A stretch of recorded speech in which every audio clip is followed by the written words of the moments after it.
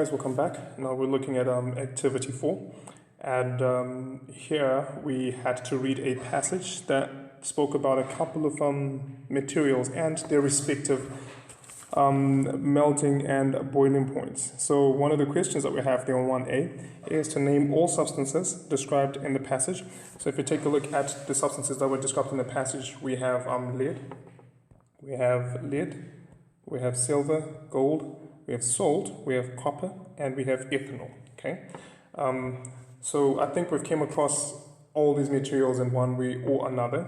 Potentially, we have not really been told that this is silver or this is ethanol or this is lead, but we've actually come across them in one way or another.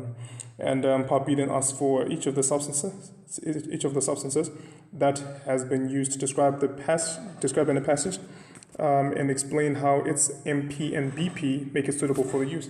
So I took the liberty of writing this in advance so that the videos are not too long. Okay, usually try to keep them short. So lead melts at very low temperatures, and so what we use is that we use it for making electrical fuses. The electrical fuses are the ones that you find in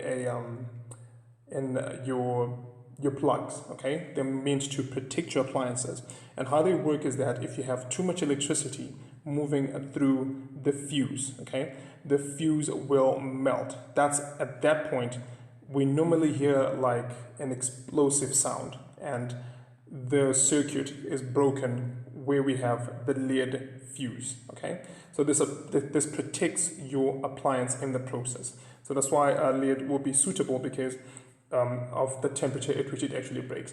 And depending on the appliances that you're using, they have different fuse ratings. Some can have 18 amps, some can have even more, some can have even less, depending. And then the other ones that we're looking at are silver and gold, okay, which have, and notice the description. I would actually encourage you to try and maintain those descriptions there.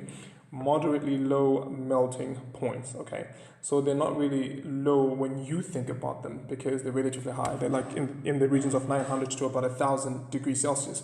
For us, they're relatively high, but considering and comparing to the rest of the other substances, they're relatively low melting points. So which means that we use them with equipment that normally does not reach high temperatures, otherwise they will melt, right?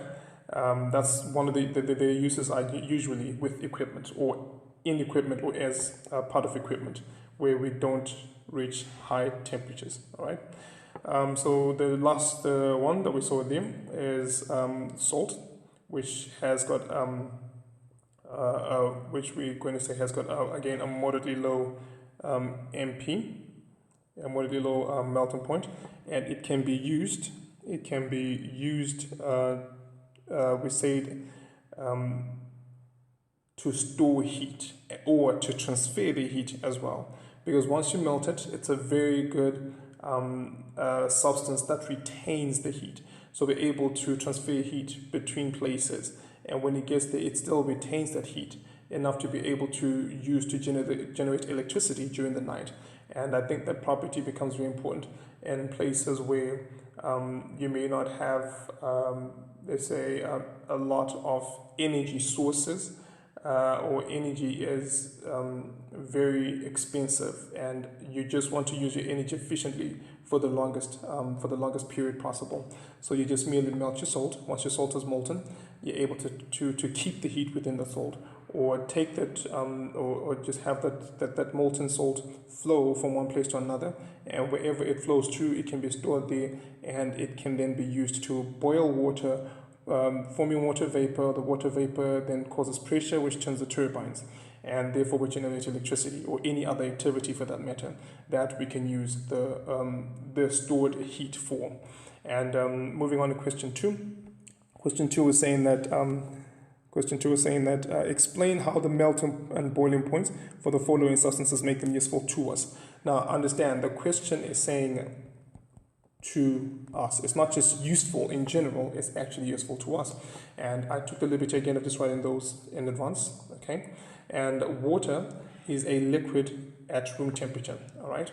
And how is this useful to us is that we remember we need water for nourishment, and it's part of the 7 important nutrients that we need to use for nourishing our bodies. And for that matter, we need to have it in a convenient form to be able to take it in. And the liquid form is very convenient. We just need to drink it. Imagine if water was a gas, you would need some special device to be able to take it in. Or if water was always a solid, it would not be very convenient or conducive for you to be able to swallow. You have to chew it, you have to break it down first, and so on. That's why when it's a liquid, you just take it in without a problem.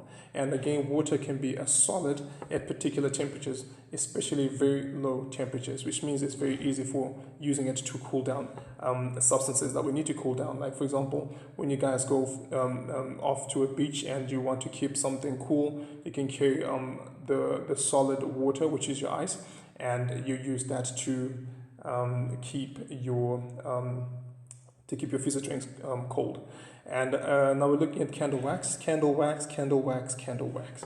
Now this one has a relatively low melting point, okay? Because normally your candle wax, the whatever the color may be, it normally melts at the temperature that enough that a flame can be able to melt it. In other words, all you need is just a normal flame and candle will melt. And so when it melts, the good thing about it is that it's a type of a fuel, okay? And because of this, remember with fuels, we can use them to produce energy. And that's why it becomes suitable, because when you have the fuel burning, light is going to be produced, and sometimes even heat can be produced. So when we have candle wax, in our particular case, the emphasis is to produce light. So when you have like a candle wick, it derives its fuel from the molten candle material, which then burns and then produces the light that we need.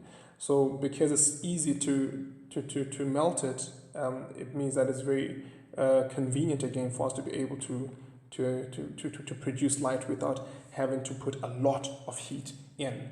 And again, it easily becomes a solid, which means if I want to put out the flame and store my candle, all I need to do is just to extinguish, which is to put out the flame.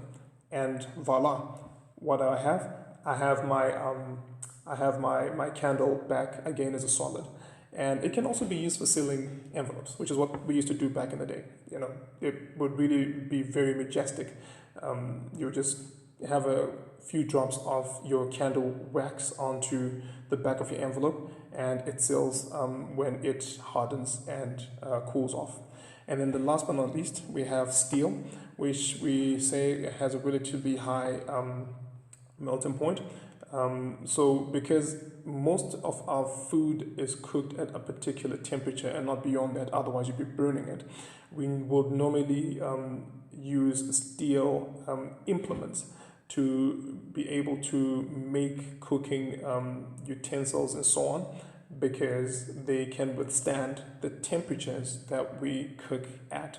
And again, there's a lot of other reasons besides just the MP. Of course, there's issues to do with hygiene. There's issues to do with ability to be molded into particular shapes and so on. But in this particular case, we're dealing with the melting and the boiling points. And so steel becomes relatively useful because of that. And the question 3 was asking us, this is a very interesting question.